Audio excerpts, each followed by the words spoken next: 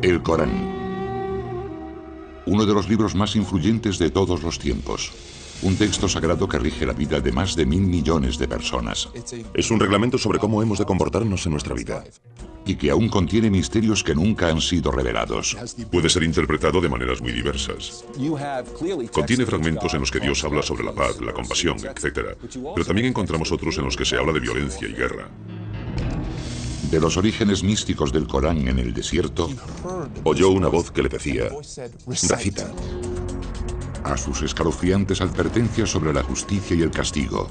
El Corán nos reprime a la hora de explicar de forma explícita los castigos que nos aguardan en las llamas del infierno.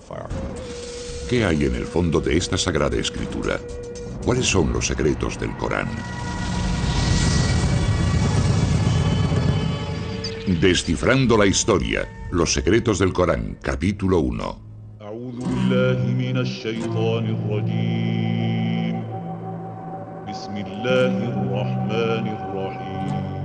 Escuchen algunas de las palabras más poderosas de la historia de la humanidad. Son el motor de una de las religiones que más crece en el mundo. Miles de millones de voces las han repetido durante los últimos 1400 años. Son las palabras del libro sagrado del Islam, el Corán. Los musulmanes creen que el Corán fue revelado directamente por Dios al profeta del Islam. No se trata simplemente de que Dios inspirase al profeta o lo empujase a contar un acontecimiento importante. Es en realidad el mensaje que el propio Dios transmite al mundo. En árabe, Corán significa la recitación. La escritura está hecha para ser leída en voz alta. De esta manera, los musulmanes creen comunicarse directamente con Dios. Al conservar la palabra de Dios, el Corán se convierte en una parte de este. Y por tanto, el propio texto, las palabras, las páginas y el mismo libro son de por sí algo sagrado.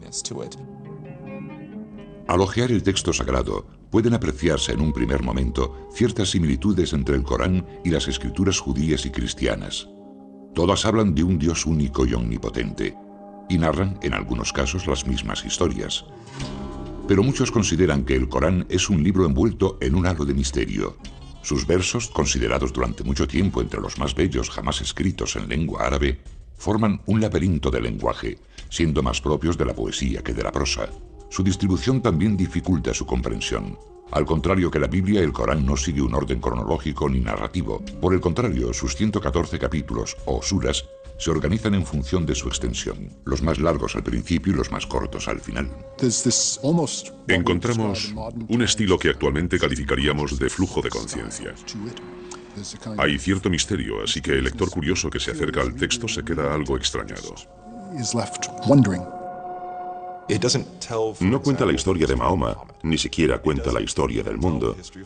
Existen algunas referencias a la aparición del mundo, a la creación divina, pero no se encuentran al comienzo del Corán, sino a la mitad, en alguna parte. Los musulmanes no ven el Corán como una historia, sino como el mensaje de Dios a su creación, con el que trata de devolver a los creyentes al buen camino. Es un reglamento sobre cómo hemos de comportarnos en nuestra vida, sobre la definición de nuestra moral, sobre cómo afrontar la vida y las dificultades y conflictos que surgen en ella. Descifrar el significado del Corán no es una tarea sencilla. El Islam no cuenta con una institución religiosa como el Vaticano que oriente a los creyentes a la hora de interpretar un texto tan complejo. Cada persona hace su propia interpretación de las escrituras. Como musulmán, uno ha de creer lo que dice el Corán. Pero claro, la interpretación de lo que dice el Corán varía en función de cada persona. Pero entonces, ¿qué dice realmente el Corán? ¿Y qué significa? Las palabras que rigen en la actualidad la vida de los musulmanes fueron reveladas en un momento concreto de la historia, a unas determinadas personas y en un determinado lugar. La historia tradicional musulmana del Corán comienza hace 1400 años, en una árida zona de la península arábiga. un remoto lugar habitado por beduinos nómadas del desierto y que contaba con algunos poblados tribales. Los musulmanes conocen aquella época como Jahilia, la edad de la ignorancia. Podría decirse que Arabia tenía una civilización atrasada si la comparamos con los grandes imperios de la época, con Bizancia a un lado y el imperio sasánida, el segundo imperio persa, al otro. En mitad del desierto, rodeada de montañas, se encontraba la ciudad de la Meca, centro social, económico y religioso de Arabia. En la Meca coexistían muchos planteamientos religiosos diferentes. Algunos árabes habían adoptado las creencias del judaísmo y el cristianismo, y las historias y enseñanzas de ambas doctrinas eran de sobra conocidas en la región. La Meca preislámica era una ciudad llena de judíos y cristianos. Allí se combinaban distintas ideas del cristianismo y del judaísmo. Sin embargo, el panorama religioso de Arabia en el siglo VI está dominado por personas que creen en una multitud de dioses. Cada año los peregrinos invaden la Meca para rendir culto en la Kaaba, un sepulcro convertido en el panteón de un sinfín de deidades e ídolos. Creían en la existencia de Dios, pero Dios, de alguna forma, era una figura demasiado distante como para relacionarla con la rutina diaria de los hombres. Así pues, estos ídolos funcionaban como intermediarios entre Dios y los hombres. A mediados del siglo VI, la Kaaba albergaba 360 ídolos. La peregrinación anual al sepulcro reportaba enormes beneficios económicos a la tribu que controlaba el lugar sagrado, los Quraysh. Llegaba un montón de gente que debía hacer algún tipo de ofrenda y pagar un tributo, así que era un negocio muy lucrativo. Los Quraysh estaban amasando una enorme fortuna. Mientras sus líderes se enriquecían, la mayoría de los habitantes de la Meca vivían en la más absoluta miseria. Había un problema enorme en lo que respecta a la distribución desigual de la riqueza. Había problemas con los derechos de los huérfanos, las mujeres y los necesitados. La esclavitud era una práctica habitual en la Meca. Las niñas se consideraban algo inútil y a menudo eran enterradas al nacer. Esa es la ciudad de la Meca en la que en el año 570 nace un niño llamado Muhammad ibn Abdullah. Un niño pobre que se convertiría en el profeta de una de las religiones más importantes del mundo. Para los musulmanes, mostrar cualquier tipo de imagen de Mahoma es una blasfemia. Se sabe muy poco de la infancia de Mahoma, y los relatos existentes fueron escritos más de 100 años después de su muerte. Dichas historias afirman que cuando Mahoma cumplió los 6 años, sus padres ya habían muerto. Siendo huérfano en una sociedad como aquella, enormemente estratificada, tenía que ser pobre. Debía de pertenecer al grupo que no formaba parte de la aristocracia hacendada que controlaba prácticamente todos los aspectos de la organización política, social y económica de la ciudad. Sin embargo, Mahoma encontró el apoyo de un tío suyo muy poderoso, y a los 25 años ya era un comerciante de éxito que lideraba una caravana y se había hecho un nombre como hábil hombre de negocios. Mahoma también tenía fama de hombre íntegro y llamó la atención de una acaudalada viuda mayor que él llamada Khadija, que lo contrató para que dirigiese una caravana suya. Poco después, ella le hizo una propuesta de matrimonio. Según las biografías musulmanas tradicionales, Mahoma tuvo éxito en sus negocios y un matrimonio feliz. Sin embargo, seguía tratando de encontrar un sentido a un mundo asolado por la pobreza y la injusticia. Pienso en el profeta como un hombre con inquietudes religiosas que estaba sensibilizado con una idea de Dios y en cuya vida la espiritualidad ocupaba un lugar cada vez más importante. Mahoma comenzó a cuestionarse las religiones tribales que adoraban a distintos dioses. Muchos creen que formó parte de un pequeño grupo de personas de Arabia que no estaban de acuerdo con el paganismo imperante, con los rituales, con el politeísmo que dominaba Arabia. Cada cierto tiempo se apartaba de la sociedad para reflexionar sobre las realidades de la existencia humana. En uno de esos retiros, en una cueva fuera de la Meca, Mahoma tuvo una visión que cambiaría el curso de la historia. En aquella cueva, según la tradición musulmana, se le reveló la palabra de Dios. desencadenando una serie de eventos que ayudaron a crear el mundo que hoy conocemos.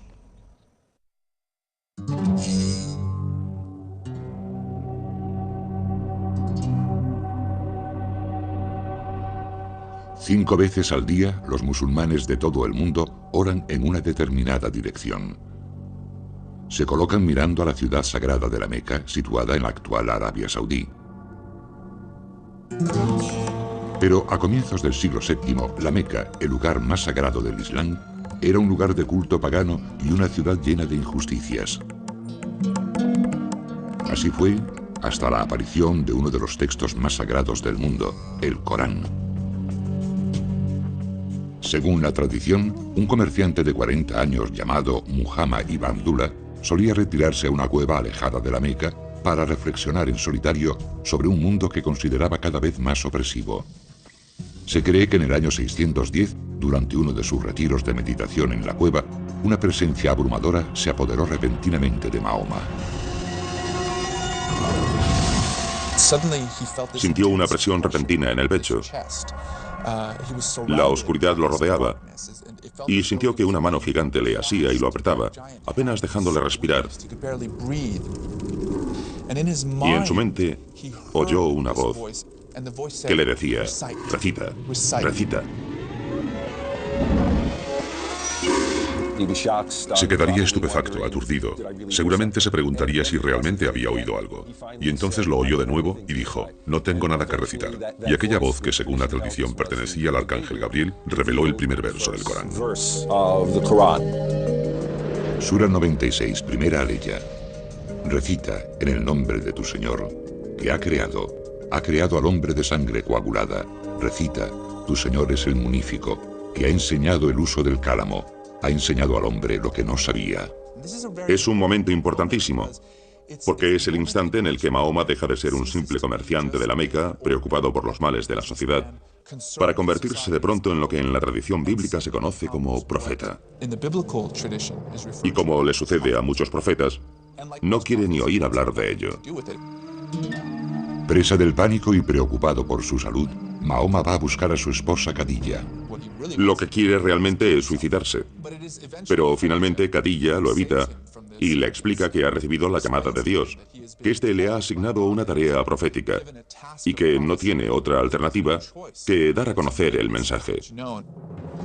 La revelación de la cueva marca el comienzo de un periodo de 22 años durante los que Mahoma recibe los mensajes divinos que formarán el Corán. De acuerdo a la tradición, en ocasiones las palabras resonaban en sus oídos como una campana. En otros momentos surgían en tortuosos ataques similares a los de la epilepsia. Sufría convulsiones, empezaba a sudar y su mirada se perdía en el horizonte. Los que lo veían casi creían que estaba muerto. Y cuando estos momentos proféticos terminaban, de repente vomitaba las revelaciones. Dichas revelaciones parecían hacerse eco en todo momento de las necesidades del pueblo árabe. Los primeros versos eran escuetos y sencillos y cuestionaban las prácticas paganas de los habitantes de la Meca, haciendo una llamada a la adoración de un único Dios. Sura 73, octava aleya. Y menciona el nombre de tu Señor y conságrate totalmente a Él. El Señor del Oriente y del Occidente, no hay más Dios que Él. Tómale pues como protector. Durante los primeros años de revelaciones, Mahoma memoriza los versos y los comparte solamente con su mujer y sus allegados. Poco a poco empieza a creer que tiene una misión profética y que es su deber transmitir a los demás la palabra sagrada que guarda en su mente. Finalmente, en el año 612, el reticente profeta va al centro de la Meca y comienza a predicar. Era un aviso a los ciudadanos de la Meca, que a ojos del profeta habían perdido la conciencia, si es que la habían tenido alguna vez, de la existencia de un Dios supremo, de un único Dios que los había creado y les mostraba el camino. El Dios del que habla Mahoma es glorioso y compasivo, pero también colérico. El profeta dice a los habitantes de la Meca que sus actos en la tierra tendrán consecuencias cuando llegue el día del juicio. Tenemos a un hombre del que se sabe que ha estado haciendo vigilias, que llega, digamos, al mercado y dice: El mundo se acabará. El Dios que lo creó le pondrá fin. Y os incumbe a todos. Se trata de un mensaje muy contundente. Es un mensaje contundente, pero no novedoso. Mahoma dejó muy claro que el Corán era la misma revelación que la hecha a judíos y cristianos siglos atrás. Un mensaje de Dios a la humanidad. No obstante, la revelación se dirigía esta vez al pueblo árabe, por vez primera, y en su propia lengua. El profeta nunca dijo que estuviese creando una nueva religión. Simplemente dijo que era un mensajero que portaba el mismo mensaje que había sido transmitido anteriormente por un gran número de figuras de su historia común. El Corán repite una y otra vez: no olvidéis lo que le sucedió a Abraham cuando... Y entonces cuenta una historia sobre Abraham. No olvidéis lo que le sucedió a José, y cuenta una historia sobre José. Lo más curioso es que dichas historias aparecen en una especie de adaptación, de versión resumida de esos grandes relatos. La gente a la que se revelaba el Corán ya conocía esas historias, puesto que vivía en una ciudad empapada de dichas tradiciones. Según los musulmanes, uno de los aspectos más notables del Corán es que Mahoma memorizó las revelaciones a medida que se le comunicaban, para después recitárselas literalmente a sus discípulos. A pesar de que existía en aquella época una forma escrita de la lengua árabe, no eran muchos los que sabían leer o escribir. Mahoma no era una excepción. En el Islam, se cree que Mahoma era analfabeto. Esto pone de manifiesto, por supuesto, que él no pudo escribir las revelaciones. Y por otra parte, surge la pregunta de cómo se conservaron. El pequeño grupo de discípulos de Mahoma memoriza rápidamente cada nueva revelación, añadiéndola verso a verso a los fragmentos del Corán que ya conocen. Dado el tipo de cultura en la que viven, tales hazañas memorísticas no resultan sorprendentes. Estamos hablando de culturas basadas en la oralidad. En cierta manera, la cultura oral en la que vivía Mahoma permitía que la gente escuchase algo una o dos veces y que fuese capaz de memorizarlo y recitarlo posteriormente palabra por palabra. El conjunto de revelaciones se va ampliando y Mahoma sigue predicando en las calles de la Meca, atrayendo a un pequeño grupo de conversos. Sus discípulos comienzan a ser conocidos como musulmanes, que significa los que se someten a Dios. El mensaje de Mahoma resulta especialmente atractivo a los pobres y marginados de la ciudad, que se identifican con las reclamaciones sociales de los versos, que defienden la liberación de los esclavos y el ejercicio de la caridad con los necesitados. Algunos de los que se convirtieron al mensaje del Corán lo hicieron seducidos por la belleza del lenguaje, que algunos veían tan perfecto que lo consideraban una prueba de la existencia de Dios. Si le preguntas a un musulmán, bueno, ¿qué pruebas hay de que se trate de una revelación divina?, te contestará, y llevan haciéndolo más de 1000 años, que la prueba es el propio Corán, que ese es el mayor milagro, que un analfabeto en medio de ninguna parte cree de pronto un documento tan magnífico y poderoso. Pero no todos están contentos con lo que predica Mahoma. Su provocador mensaje, que se niega a reconocer la divinidad de los ídolos que alberga la Kaaba, atrae las iras de la tribu dominante, los Quraysh, ya que amenaza su posición de poder. Si no hacían falta intermediarios ante Dios, no había razón para la existencia de los ídolos. Y sin los ídolos, la Kaaba no tenía razón de ser. Sin la Kaaba, tampoco hay ninguna razón que justifique el dominio de la Meca como capital social y económica de la península arábiga. El conflicto de los Quraysh con Mahoma y sus revelaciones no se debía a motivos teológicos, sino que era un conflicto económico, un conflicto político. Los Quraysh y el grupo mayoritario de la Meca no se muestran demasiado condescendientes con el pequeño grupo de seguidores del mensaje de Mahoma. Los musulmanes son brutalmente perseguidos, algunos sufren palizas en las calles, otros son torturados. Durante 9 años, los musulmanes soportan las humillaciones, manteniéndose firmes en su creencia de que no hay más Dios que Dios. El propio Mahoma goza de la protección de su acaudalada esposa y su poderoso tío, pero tras la muerte de ambos, el profeta y sus discípulos se dan cuenta de que no les queda otra alternativa que huir de la Meca. La estructura social había sido destrozada hasta tal punto que se veía incapaz de proseguir su misión en la Meca y decidió que tendría que buscar una especie de base de operaciones alternativa. El cambio de lugar traerá consigo un nuevo tipo de mensaje para el Corán, que hará hincapié en las leyes y en la guerra.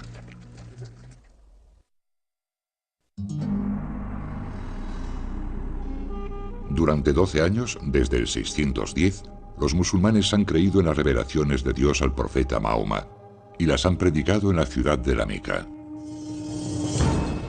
Pero la vida del cada vez mayor grupo de discípulos de Mahoma se hace peligrosa.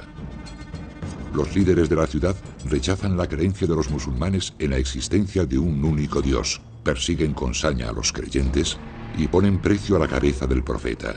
La suerte de Mahoma cambia en el año 622, cuando recibe la invitación de unos forasteros.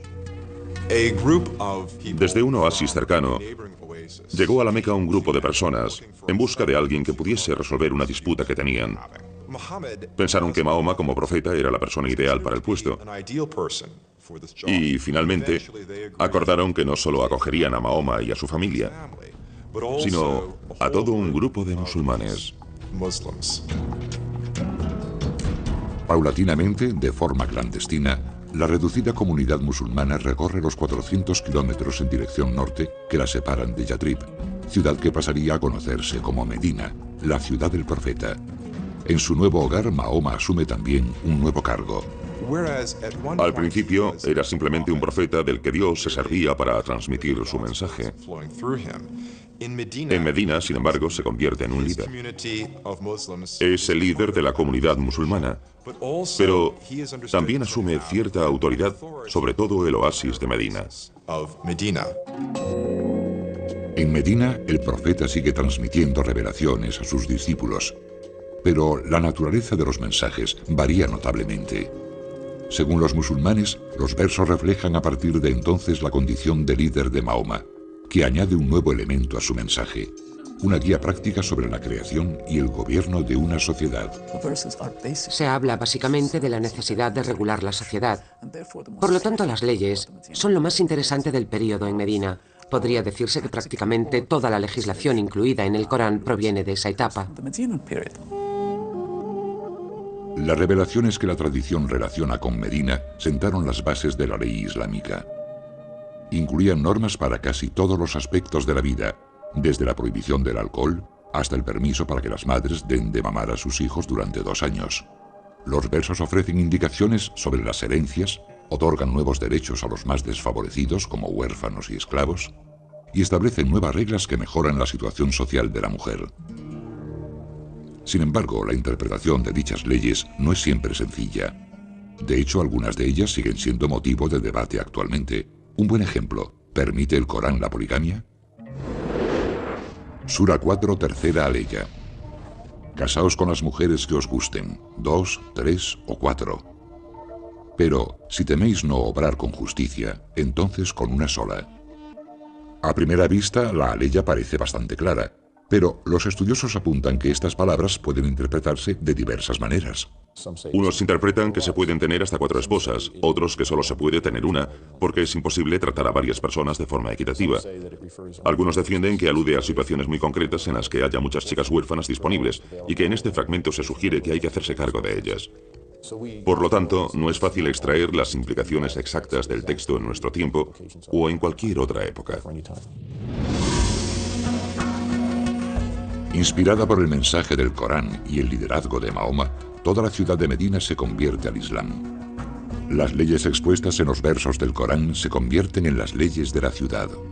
Era una comunidad que vivía de acuerdo a las revelaciones que iban saliendo de la boca de Mahoma.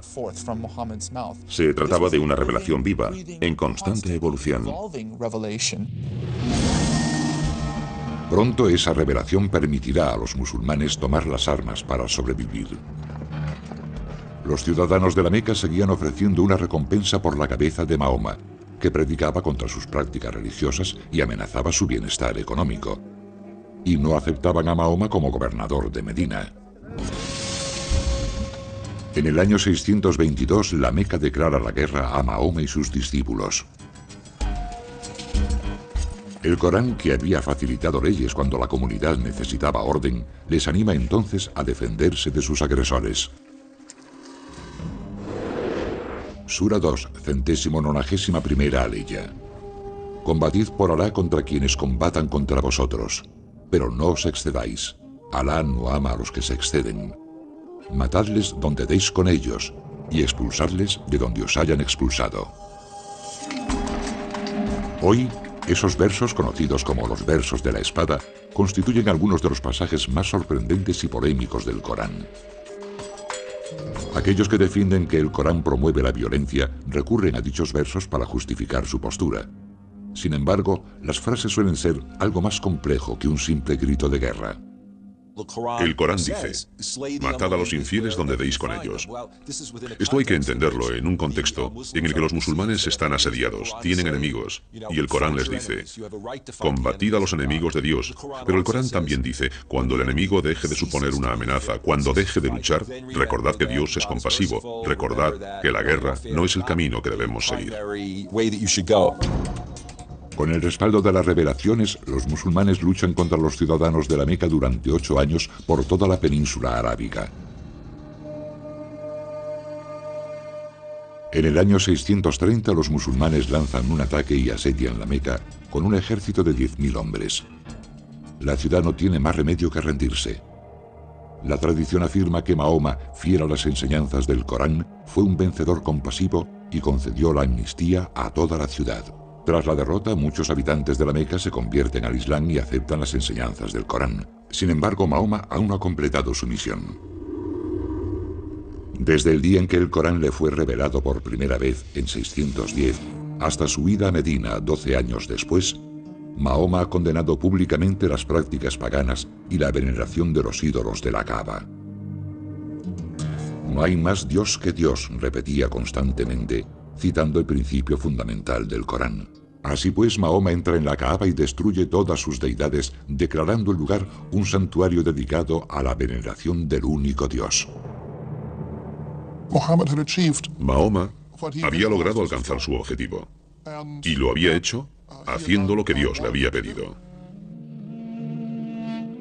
En 632, tan solo 2 años después de volver al lugar donde había nacido, Mahoma fallece a los 62 años. Su último suspiro pone fin al Corán. Sin embargo, sigue sin existir físicamente. Solo se conserva en la memoria de la comunidad. El mensajero ha muerto. Ahora sus seguidores deben luchar para que el mensaje siga vivo.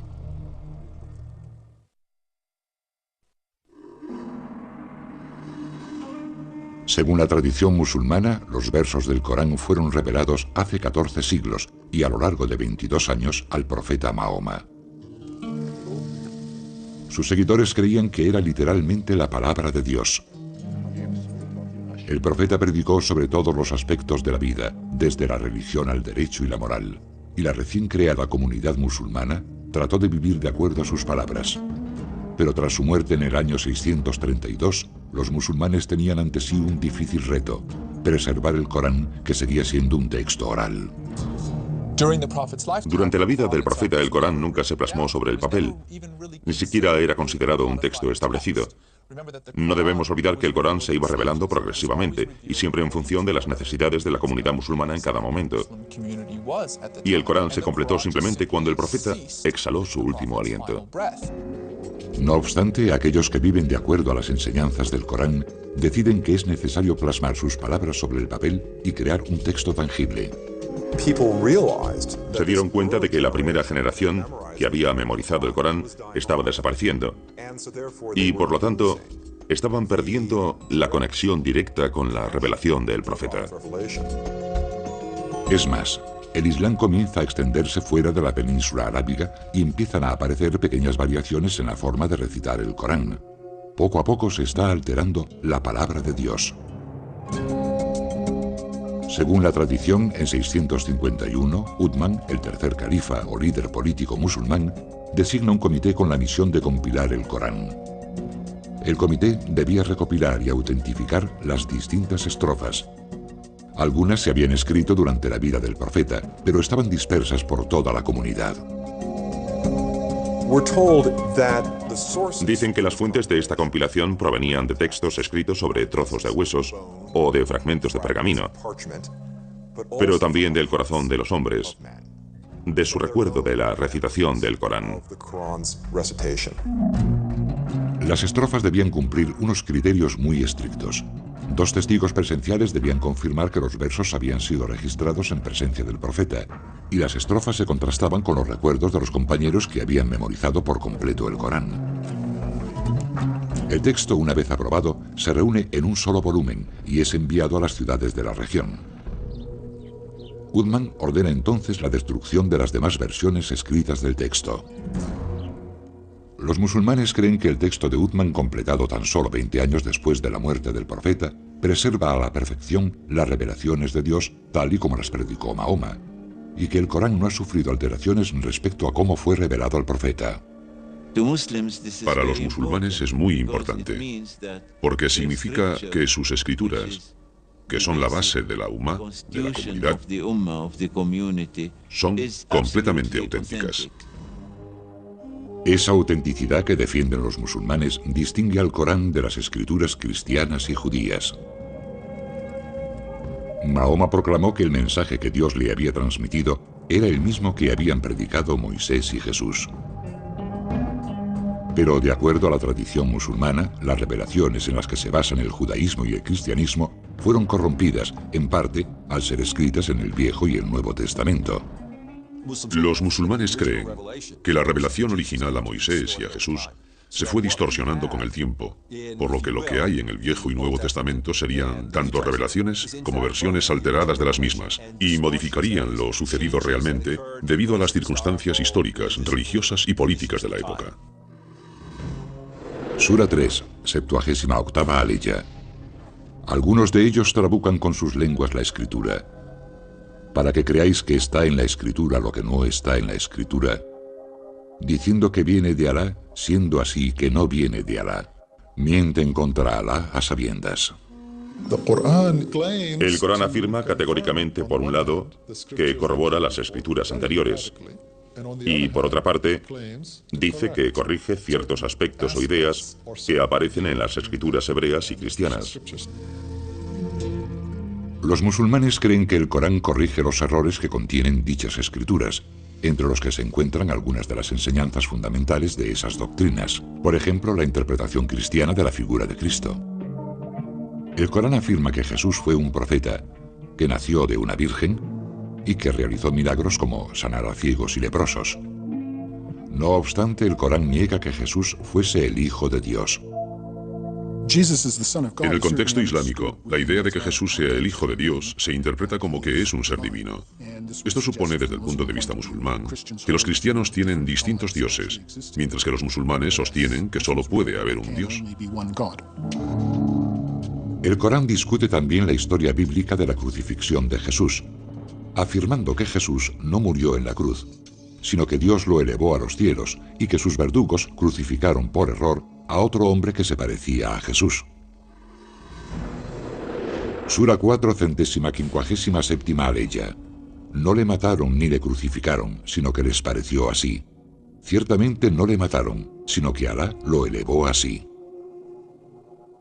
La idea cristiana de que Jesús murió por los pecados de la humanidad choca con el mensaje del Corán, que dice que cada alma es responsable de sus propios actos.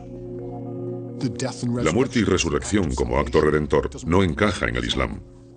No entienden la idea de que alguien redima los pecados ajenos. Los musulmanes creen que debido a las tergiversaciones existentes en la Biblia, Dios se vio obligado a transmitir su palabra una última vez. En el Islam se considera que el Corán, tal y como fue dictado a Mahoma y conservado por Uthman, es la única revelación divina verdadera. Ven el Corán como la última revelación, la única completa y no corrompida, y creen que Mahoma fue el último profeta de Dios. Durante los últimos 400 años los musulmanes se han esforzado por seguir las indicaciones de dicha revelación. Pero esta es una tarea ardua y polémica, una tarea que constituye la única esperanza de alcanzar la salvación cuando llegue el apocalipsis que presagian las páginas del Corán.